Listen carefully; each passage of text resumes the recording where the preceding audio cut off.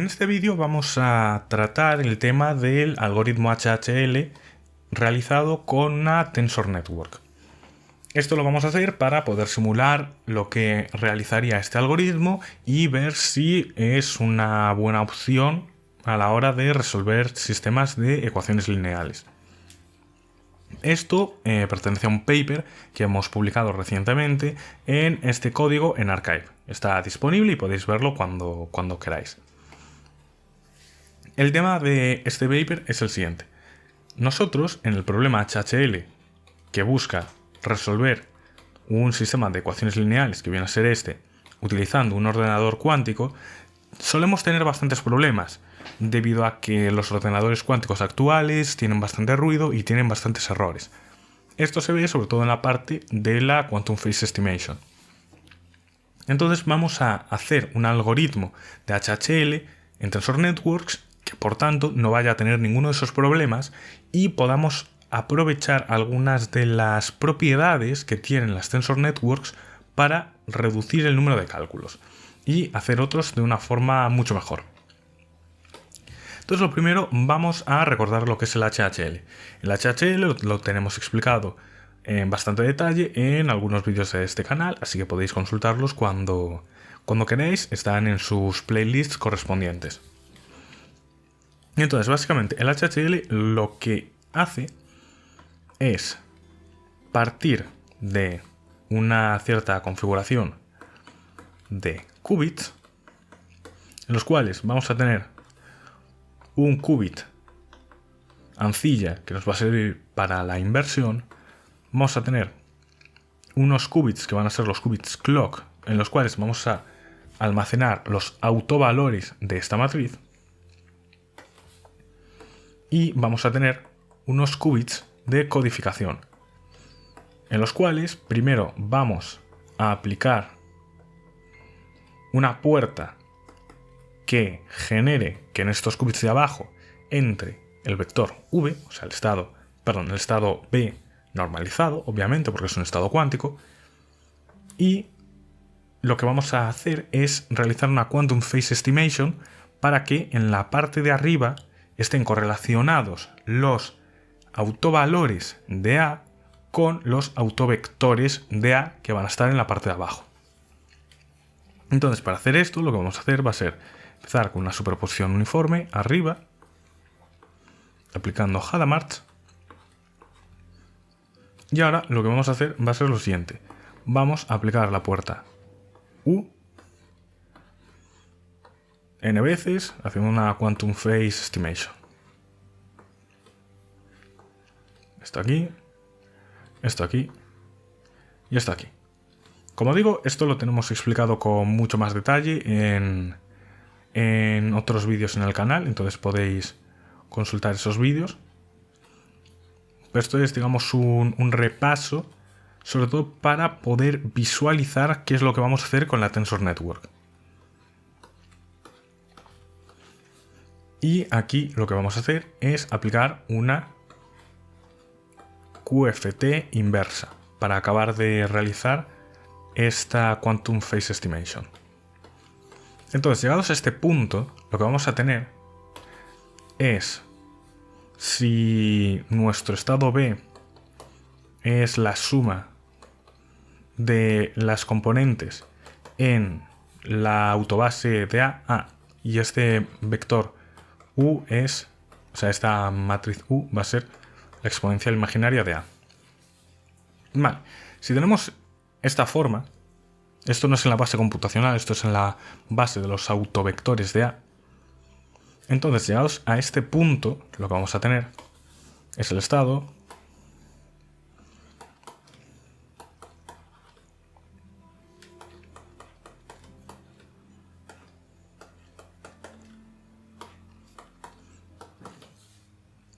Entonces, aquí lo que queremos hacer es que este autovalor esté dividiendo a esta zona correspondiente para hacer la inversa. Entonces, para ello vamos a usar un operador de inversión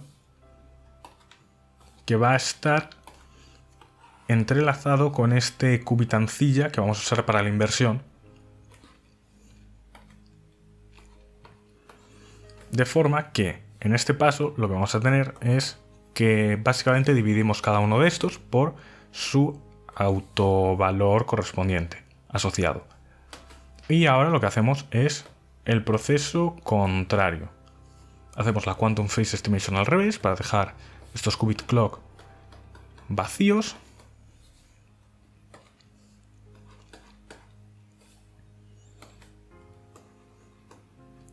Y ya estaría. Entonces por aquí iría el 0 y aquí estamos realizando esto al revés. U Dagger a la cuarta, U Dagger al cuadrado. Entenderéis por qué no me está importando tanto que este dibujo sea excesivamente bonito, porque realmente esto es simplemente para que entendamos un poco la estructura de la Tensor Network que vamos a montar después. Y aquí U Dagger. Y estos se conectan así. Sé que el dibujo no es bonito, pero la explicación básicamente es esta. Entonces, aquí tenemos que hacer una postselección, o sea, tenemos que medir y en el caso de que hayamos medido uno, el resto de partes se habrán hecho bien y por tanto aquí tendremos el vector X unitario.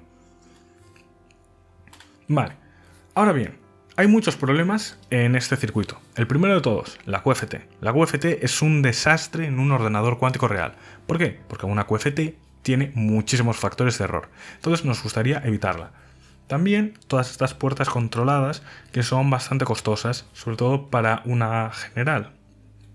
También esta inicialización de nuestro vector B, que puede ser realmente bastante larga y bastante complicada de encontrar. También nuestro operador de inversión, porque ese operador de inversión tiene el problema de que pues, necesita una postselección. Y además que, aunque tengamos el estado de salida que es X, nosotros si queremos obtener los elementos de X, lo que vamos a obtener va a ser los elementos de X al cuadrado en valor absoluto, por lo tanto perdemos los signos y además no tenemos el factor de proporción directamente. Además de que para medir el X en sí necesitaríamos tantas medidas que la ventaja cuántica se perdería. Entonces no es interesante. Este algoritmo se suele usar para obtener valores esperados, no para obtener directamente las componentes de X. Sin embargo, una manera de simplificar todo este algoritmo sería, en vez de usar qubits, usar qubits.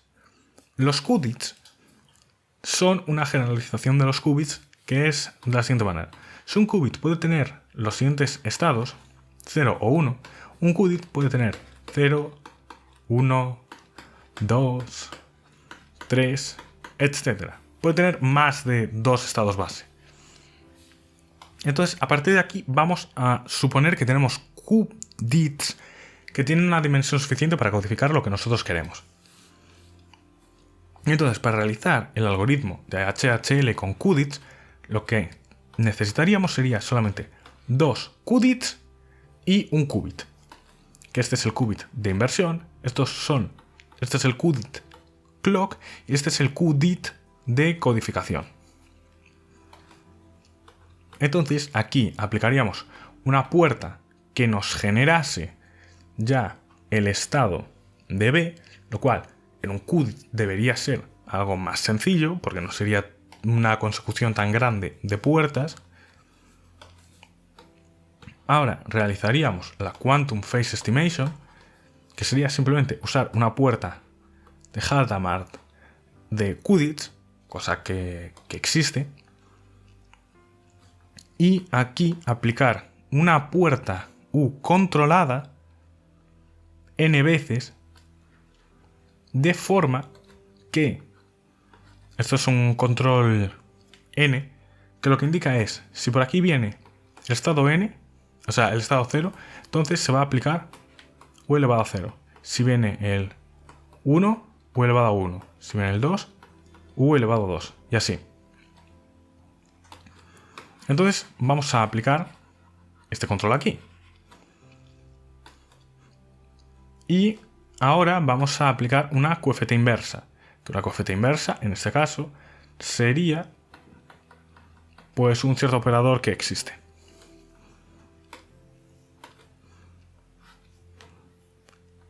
Y aquí tendríamos hecha ya toda la Quantum Phase Estimation. Ahora, para la parte de inversión, podríamos usar un operador parecido que fuese con el qubit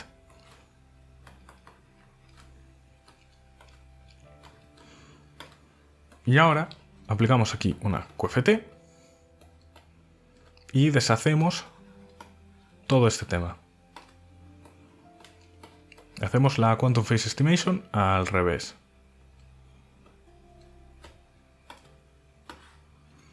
Vale, lo primero es que vemos que este circuito es mucho más simple. Bueno, y aquí obviamente tenemos que hacer la postselección al 1. Vale, lo primero es que vemos que el circuito es mucho más simple y se comprende mucho mejor. Y además el hecho de que nosotros, cuando estamos trabajando con n qubits vamos a generar vectores de 2 a la n componentes. Pero imaginémonos, por ejemplo, que nosotros estamos resolviendo un problema de 6, de dimensión 6. Esto sería un vector de 6 componentes, no de 8, que sería 2 a la 3. Entonces, nosotros con 3 qubits tendríamos 2 componentes que siempre serían 0 y por tanto estaríamos desperdiciando espacio. Igual en la parte del clock. Entonces con esto podemos también ahorrarnos, digamos, desperdiciar recursos de los qubits. Y además la conectividad topológica, digamos, de esto sería mucho mejor. Porque en esta parte tenemos que conectar todos los qubits con todos, más o menos. O sea, toda esta parte tiene que conectarse bien con toda esta parte. Mientras que aquí solamente necesitaríamos una estructura de este estilo. El qubit de inversión,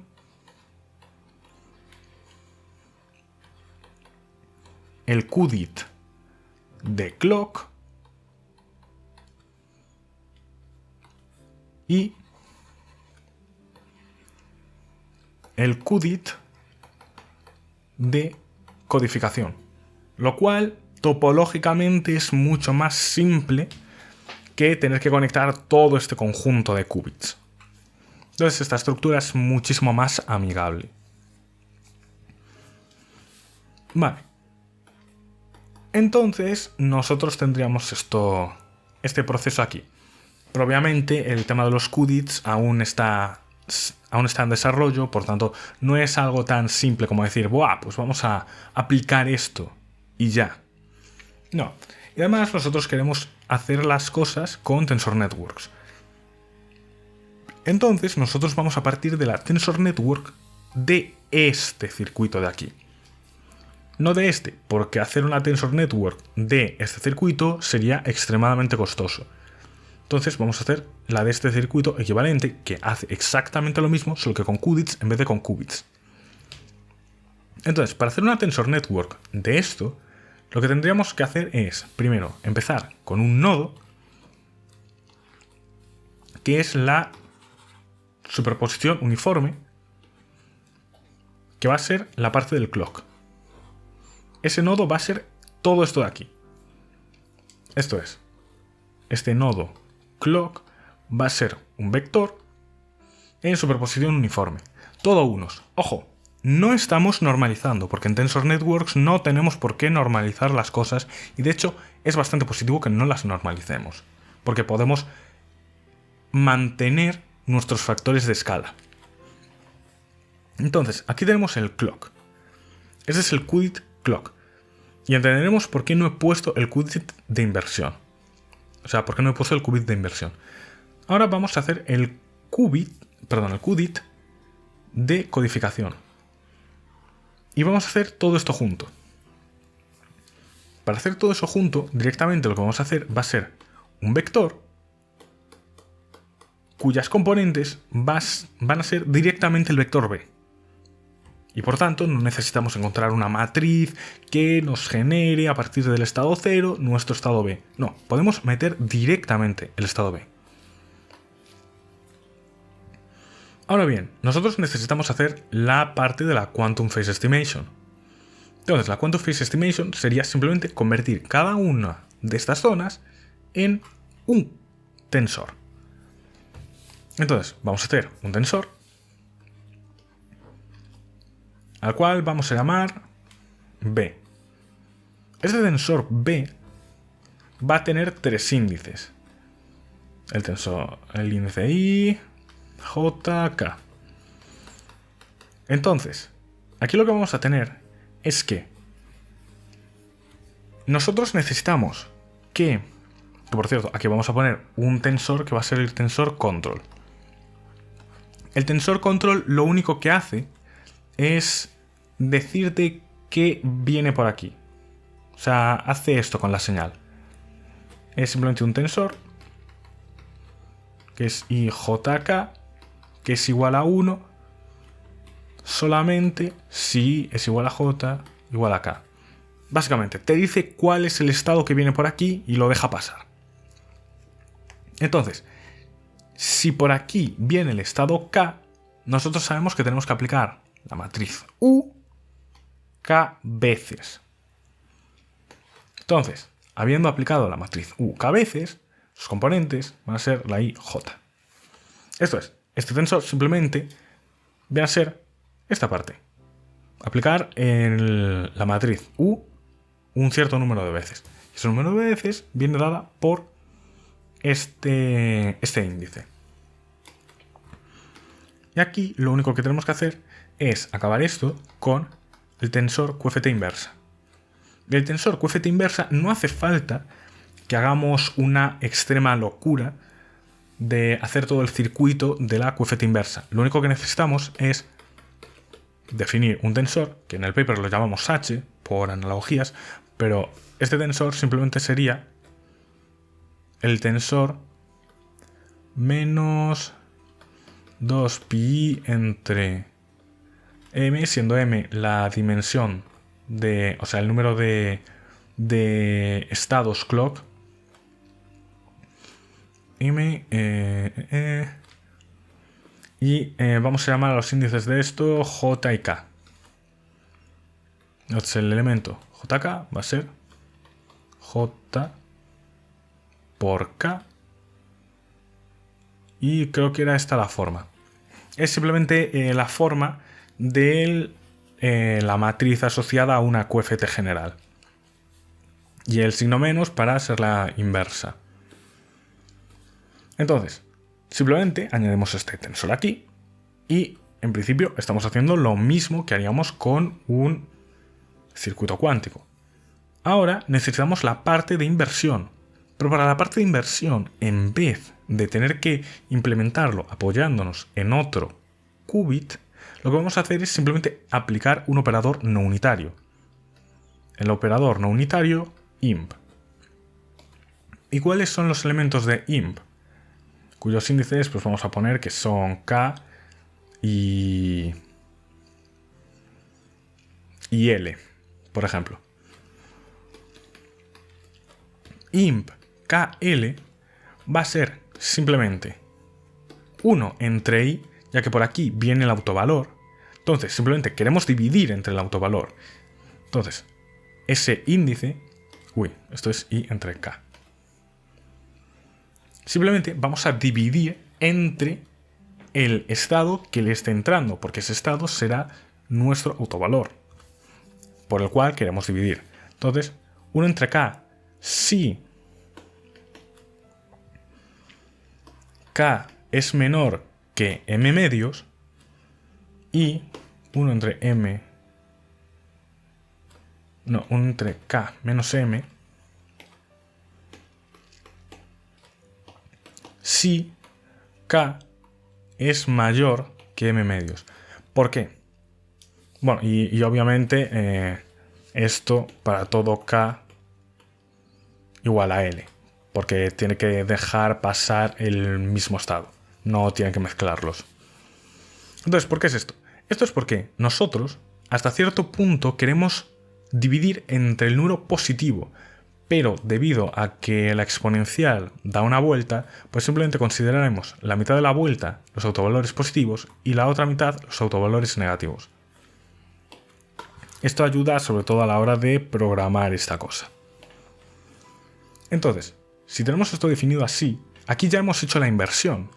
Ya tenemos este estado en este punto. Pero ahora tenemos que volver a hacer lo de limpiar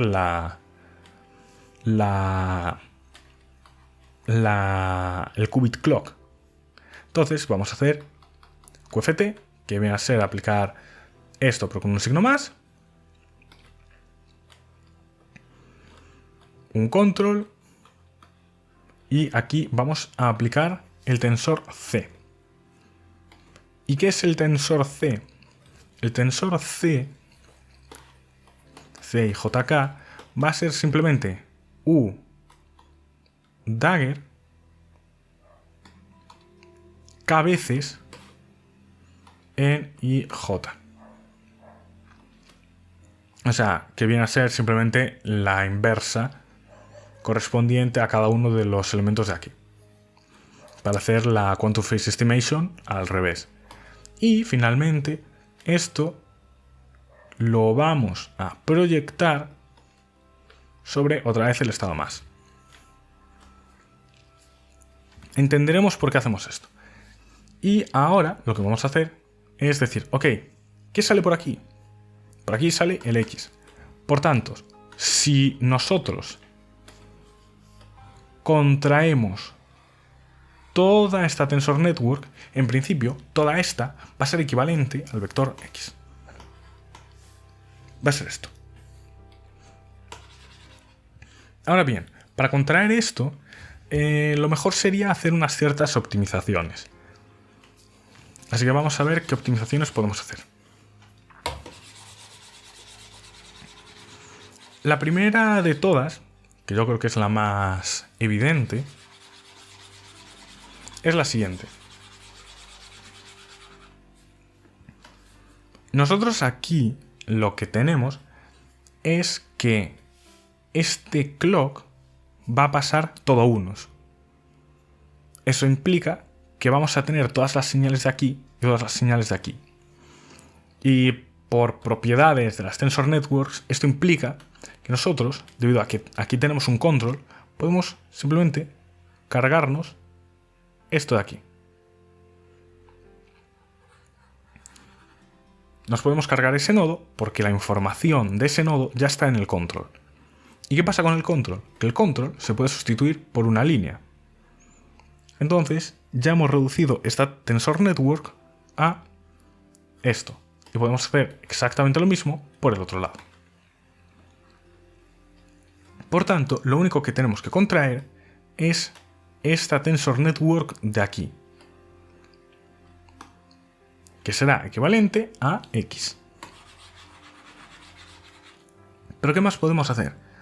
Podemos ver que si contraemos esto, imaginémonos que por aquí viene dimensión n, por aquí dimensión m, m y aquí n.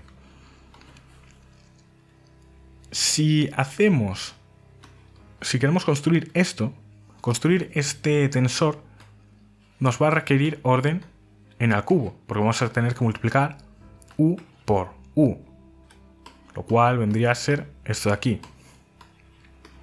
Y hacer esto normalmente tiene un coste de n al cubo. Entonces preferimos evitar ese paso. ¿Y cómo podemos evitar ese paso? Juntando estos dos nodos. ¿Cómo hacemos eso? Simplemente aquí lo que vamos a hacer va a ser definir un tensor que vamos a llamar D, por ejemplo, que va a ser realmente una matriz cuyos índices van a ser I, J, por ejemplo, y va a ser de la siguiente manera. Este tensor lo vamos a construir multiplicando B por U, J veces quedándonos con la componente i. ¿Esto cómo lo vamos a hacer? Simplemente vamos a multiplicar b por u. Este elemento luego lo vamos a multiplicar por u, y entonces vamos a tener b por u al cuadrado, otra vez por u, y así. Por tanto, esto lo podemos hacer, ya que multiplicar un vector por una matriz es algo que tiene un coste orden n al cuadrado. Como tenemos que repetir esto m veces, hacer esto nos va a costar n al cuadrado por m, en vez de n al cubo por m. Entonces, con esto ya conseguimos hacer un ahorro sustancial de nuestro coste computacional. Entonces, crear este tensor nos va a llevar n al cuadrado por m. Y como m se relaciona directamente con kappa, que es el número condicional de a, entonces vamos por un buen camino. Ahora, multiplicar estos tres tensores nos va a llevar en total orden m al cubo. Aunque si los calculásemos una sola vez y lo almacenásemos, en principio no necesitaríamos ese m al cubo, porque ya lo tendríamos precalculado para un tamaño dado. Y ahora bien, una vez hecho eso, lo que tendríamos sería la siguiente tensor network. Tendríamos un cierto operador que vamos a llamar Q, un operador que vamos a llamar D, que es el D de antes, y el C, con dimensiones n, m y n. Contraer esto podría ser demasiado costoso debido sobre todo a esta parte. Entonces, lo que podemos hacer es, en vez de trabajar con esta tensor network, podemos juntar esto con esto, para evitarnos el problema que haría que ya nos subiésemos a problemas de magamos más grandes. Sobre todo por otro concepto. Crear este tensor nos va a llevar orden n cubo por m. Por exactamente lo mismo, tenemos que multiplicar u dagger por u dagger m veces. Entonces lo que podemos hacer es juntar este tensor con este de aquí. ¿Y cómo vamos a hacer eso? Eso lo vamos a hacer cambiando la tensor network a lo siguiente: QFT inversa, inversor, QFT. Y aquí vamos a definir un tensor W, que por aquí tenga dimensión n, por aquí m, m, m y m. Entonces, los elementos de este tensor, va a ser i, j y k, por ejemplo, w y jk, va a ser un tensor que sea b multiplicado por u, y recordemos que u por u dagger es igual a la identidad. Por tanto, si nuestro i, vamos a ver esto así, si nuestro i fuese positivo, significaría, o sea, si nuestro i es superior a nuestro j, significa que hemos multiplicado más veces u que u daggers. Esto implica que tendríamos u elevado a i menos j veces. Y lo mismo para la inversa. Si fuese al revés, lo que tendríamos sería que hemos multiplicado más u daggers que u's. Por tanto, lo que tenemos es esto de aquí. Y simplemente nos quedamos con la componente k. Entonces, generar este tensor simplemente es multiplicar 2m veces, bueno, no, es multiplicar m veces b por u. Por tanto, por temas de simetría, o sea, como mucho vas a llegar a m o a menos m. Entonces, esto es 2mbu veces. Entonces, el coste de calcular este tensor W va a ser simplemente el n al cuadrado que cuesta calcular cada uno de estos por el número de veces que tienes que calcularlo, que es m. Entonces, en este punto, lo que tenemos es, ok, calcular esto te requiere orden m al cuadrado. Calcular el inversor te requiere, pues, orden m, porque es una matriz diagonal. Que de hecho la podríamos meter directamente dentro de alguna de las dos QFTs a la hora de calcularlas. Esta otra QFT, exactamente lo mismo, m al cuadrado. Y el tensor W nos requiere orden n al cuadrado por m. Y ahora el esquema de contracción sería contraer estos tres de aquí arriba, lo cual nos llevaría orden m al cubo, porque vamos a tener m, m, m, m. Entonces, tendríamos el tensor Q, m, m, y aquí el W con el N, y contraer esto de aquí nos lleva orden N por m al cuadrado. Por tanto, operacionalmente, el algoritmo nos va a llevar orden n al cuadrado por m, que es lo que nos cuesta generar esto, más orden n por m al cuadrado, que es lo que nos cuesta generar esta contracción, más orden m al cubo, que es lo que nos cuesta contraer estos tres de aquí. Entonces vemos que con un escalado bastante razonable podemos realizar una simulación del algoritmo HHL con una Tensor Network con unas características dadas.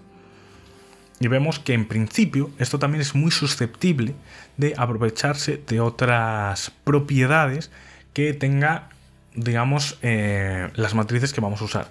Por ejemplo, nosotros este factor lo podemos eliminar en el caso de que siempre vayamos a trabajar con este mismo número de m's, porque estas tres matrices realmente solo dependen del número m.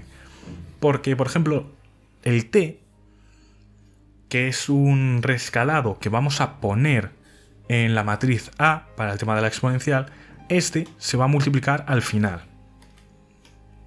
Y esto se puede tener en cuenta. Y de hecho se pone en el paper exactamente cuál es el factor de escala que hay que multiplicar después. Entonces, en principio, si tuviéramos un m suficientemente grande como para describir muchos problemas, esto lo podríamos suprimir. Y entonces nos quedaríamos solamente con esto. Y para tener contexto, el método de gradiente conjugado tiene un coste más o menos de n por s. Creo que era n por s. Dejadme consultarlo rapidísimamente.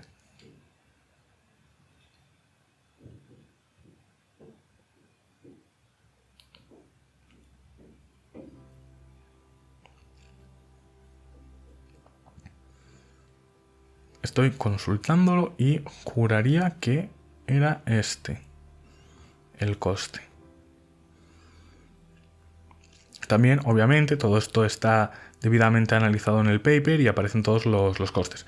Efectivamente, el coste sería aproximadamente este, siendo kappa nuestro m, más o menos, y s el número de elementos por fila.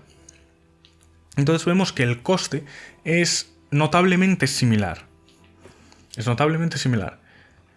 Y no podemos compararlo con el HHL, porque el HHL está pensado para obtener valores esperados. Pero esto, digamos que es el mejor algoritmo clásico que hay actualmente. Entonces, nosotros no nos estamos apartando demasiado de su performance. Lo que pasa es que este método tiene una constante aditiva bastante grande y por eso en muchas ocasiones resulta ser más lento. Vale. Una vez llegados a este punto, nos podemos preguntar, ok, pero ¿qué otras propiedades podríamos usar? podríamos, por ejemplo, intentar cortar el circuito a la mitad. Decir, ok, me da igual cuál es el valor de las ancillas. Yo lo único que voy a hacer va a ser hacer la parte de la QFT. Aquí el vector, ¿cómo lo habíamos llamado? El vector D.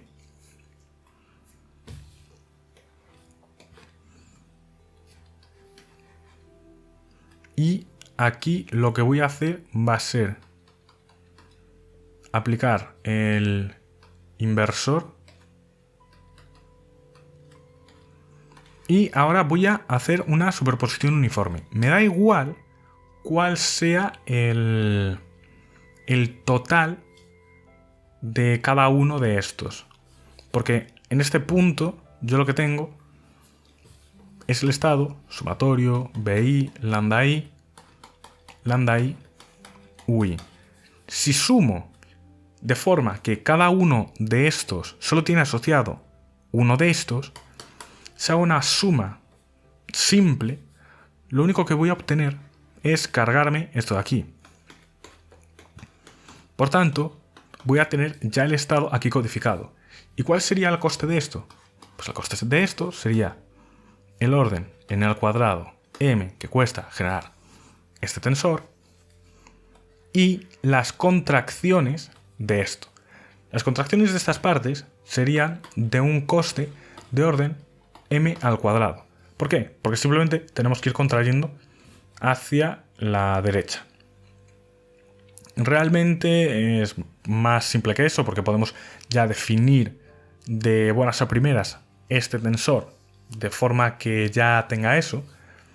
Entonces realmente sí es m al cuadrado, pero por la propia definición del tensor. Y después la contracción de esta parte ya sería algo de un coste n por m. Entonces vemos que con esta versión nuestro algoritmo podría bajar a orden n al cuadrado por m más orden m al cuadrado, lo cual es una mejora sustancial con respecto a esto y podría ser bastante competitiva con esto, ya que no teníamos el problema del cuadrado ni del cubo. Así que este viene a ser el algoritmo que hemos creado para simular un HHL utilizando Tensor Networks. Y bueno, también lo probamos con diversos ejemplos, la ecuación del oscilador armónico forzado y amortiguado y la ecuación del calor en 2 dimensiones. Así que vimos que efectivamente sí que sirve para resolver sistemas. Vimos su error, es un error relativamente bajo. Y bueno, pues futuros trabajos podrían tirar por la línea de intentar hacer este circuito más simple, reduciendo su escalado, o ver cómo aprovechar diversas propiedades, por ejemplo las propiedades de la QFT con el inversor o con esta parte para intentar reducir el coste computacional y ya hacerlo, digamos, similar al mejor método clásico actual, que es el de gradiente conjugado. Así que si tenéis cualquier duda podéis preguntarme. Tenéis disponible el paper en Archive y en principio si tenéis cualquier duda me podéis contactar y intentaré resolverosla en tanto que yo sepa cómo hacerlo. Así que nos vemos en el siguiente vídeo.